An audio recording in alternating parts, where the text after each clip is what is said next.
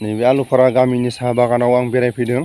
दा आं सानजाहा दंफैयो गहपुर आलुफारा होननाय गामियाव। फार्स्ट गहपुराव हादान जाजेननाय गामि होनना बुंबा बे जायगायानो। दा नैबेखौ सानैसो 30 बिगानि एसे बाराबो जानो हागौ। गासिबो साहा बागान गोजा। बे सिगां माने गयबारि माइबो गायोमोन बे माबायाव, नाथाय हाया एसे गोजौखाय साहा बागान गायनाय जादों। नै गासिबो बे साहा बागान माने 30 बिगानिफ्राय 40 बिगासिम जागोन आरो बे साहा बागाना। नाथाय बे साहा बागानखौ देखायनायनि उद्देश्यआनो जाहैबाय, मानो थाखाय देखायदों, बे साहा बागानखौ खुनु मेडिसिन होनानै फोथांनाय जाया। नैबे साहा बागानखौ मानो थाखाय साहा बागानखौ गायनाय जादों आरो मानो थाखाय साहा बागानाव फैनानै आं भिडिअ खालामनो गोनां जादों। बे साहा बागानखौ दिनैसिम 20-25 बोसोरनि बारा जाबाय। बे साहा बिफाङा माने 30 बोसोरसोआनो जाहैबाय। बेहाय गायजेननायनिफ्राय खुनु मेडिसिन होनाय जायाखै।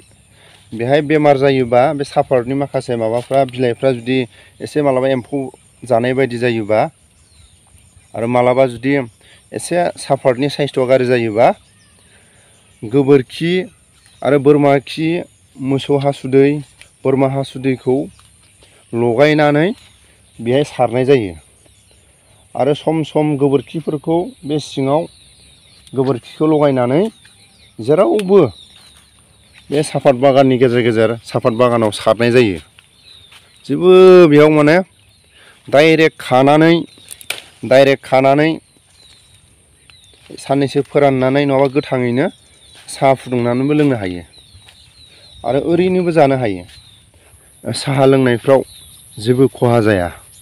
जों दा गुबुन गुबुन फेक्ट'रिफोराव जोङो दा खोनानो मोनो बिलाइखौ फोराननो थाखायबो मेडिसिन सारना होयो आरो माखासे जेब्ला मेचिनाव सौखांनायनि उनाव साफातआ गाज्रि जायैनि थाखाय बेयाव एसे मेडिसिनबो होफानानै मेचिन फेक्ट'रियाव सौनाय जायो। नाथाय नै बेहायनो गामियावनो बिथांमोना फेक्ट'रि खालायदों। बे फेक्ट'रियाव खुनु मेडिसिन होनानै सौनाय जाया। डाइरेक्ट खाबाय, डाइरेक्ट फोरानबाय, डाइरेक्ट सौग्लिबाय, बेखौ गुबुन गुबुन जायगाफ्राव फाथायहरनाय जायो। दा बे जायगानिफ्राय गुबुन गुबुन जायगानि माखासे साफात बिजनेस खालामग्राफ्रा लांफैयो। नै ओरैहाय माइ गायग्रा, ओरैहाय। दा बेखौनो आङो बर' रायजो राजाफोरनि सिगाङाव फोरमायनाय जाहैबाय। सानना नायदो मानसिफ्रा, साहा बागानखौ गायोबा गायजेननायनिफ्राय मुलि सारो, सोरबाया माने इउरियाफोर होयो आरो आजिखालि बहुद कम्पानिफोरनिफ्राय मेडिसिन ओंखारबाय। नाथाय नैबे साहा बागानाव गायजेननायनिफ्रायनो जेबो मुलि सुलि होनानै फोथांनाय जायाखै। बे आलुफारा गामियाव सोरबाफोर फैयोबा, जाय बिथांमोना गायदों बिथांमोनाव सोंनानै नायनो हागोन। गायजेननायनिफ्राय जेब्ला बेखौ गायनो नागिरदों अब्ला गोबोरखि होनानै आरो जेब्ला बे बिफाङा गायनायनि उनाव माखासे थांबोबाय थानाय समाव बिफांफ्रा अबावबा बिफाङा जुदि थैब्र'योबा फांफा फांनैखौ गायसननानै होदों होनना बुंदों। आरो अबेबा जुदि बिफाङा एसे थैनायनि चान्स नुयोबा बेहाय गोबोरखि होनानै, मोसौ हासुदै, बोरमा हासुदैखौ होनानै बिफांफोरखौ फोथांनानै लाखिनाय जादों। बेखौनो आङो रायजो राजानिसिम फोरमायहरनाय थाबाय। आलुफारा गामियाव नैबे साहा बागानाव फैयोबा आरो जाय बिथांमोना गायदों बिथांमोननि गायनायनिफ्राय एसेबाबो सोंनानै लानो हागोन। आरो बे साफातखौ लोङोबा देहायाव मा लाब जायो, जाय बिथांमोना साफात बे आबाद मावग्राफोरनि बिथांमोननि खुगानिफ्राय मोनथिनो मोननाय बायदिबा बे साफातखौ लोङोबा देहायाव जेरैबायदि जों बुङो जन्दिसनो, जेरैबायदि माखासे देहाफ्राव सिंफ्राव बिखा आलौनायनो, माबा आलौनायनो बायदिना अनेक अन्थाइफोर जानायनि खोथा बुङो।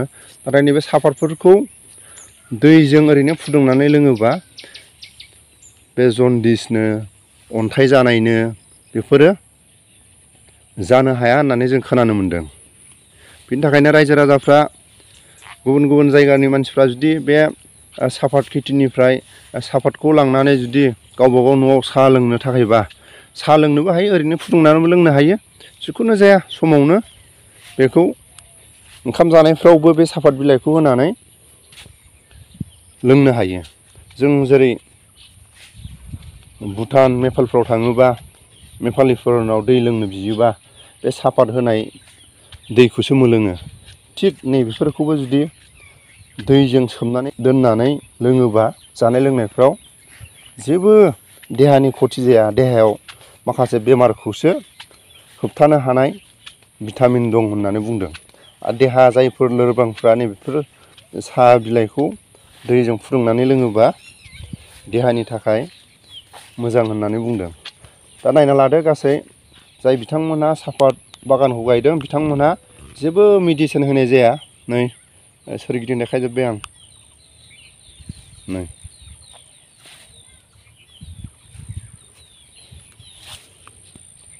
दा रायजोफ्रा बुजिबाय जानो हागौ बे सापात बागानाव जेबो मेडिसिन होनाय जाया। गोबोरखि आरो बोरमा खि आरो बिलाइनि माखासे साइस्थ'आ गाज्रि जायोबा मोसौ हासुदै आरो बोरमा हासुदैखौसो सारना होनाय जायो। दा रायजोफ्रा बुजिबाय जानो हागौ। आरो जायफ्रा बे खेथिखौ मावनानै लानो गोसो दं, जाय बिथांमोना गायदों बिथांमोननिफ्राय सोंनानै लानो थाखाय आलुफारा गामियाव फैनानै बिथांमोननिफ्राय मोजाङै सोंनानै आबादखौ मावनानै लानो हागोन। बेखौनो आंनि बे चेनेलनि गेजेरजों फोरमायनाय जाहैबाय। आरो दंबावो ओरै एसे गामि गेजेराव बे रायजोनि एसे ओरै गामि गेजेराव दंबावो। बेयो जाहैबाय बेयावबो दङ 30-40 बिगासो। बे जाहैबाय रायजोनि। नैबे जाहैबाय सानैसो लोगो नांनानै गायनाय। नैबे जाहैबाय खुनु मेडिसिन होयै साहा बागान। नायना लादो रायजोफोर। सोरबाफोर लांनो गोसो जायोबा बे जायगानिफ्राय आलुफारा गामियाव फैनानै लांनो हागोन। गुफुर आलुफारा। गुफुर आलुफारा होनना बुङोबा बे मोनसेल' गामि। गोदोनि माने हादान जाजेननाय क'क्राझारनो ओरैहाय सानजानि धेमाजि एकदम ओरै धुबुरि पटबजरा फ्राय बाहागानो बे गामियाव क'क्राझारनिफ्राय खारबोनाय बांसिन दं। खारबोनानै बे पटबजरा आलुफारानिफ्राय खारबोदोंमोन। बेखायनो बे गामिखौबो आलुफारा लाफैनाय जादों। नै बिनिफ्राय माइ गायनाय। नै माइखौबो गायखांबाय सोरबा सोरबा। नै रायजोफोर भिडिअआ गोलाव जाबाय जानो हागौ। आरो भिडिअखौ मोजां मोनोबा शेयार खालायना हो। आरो जायफोर मालाबा फैयोबा आलुफारा गामियाव फैनानै नायफैनो हागोन।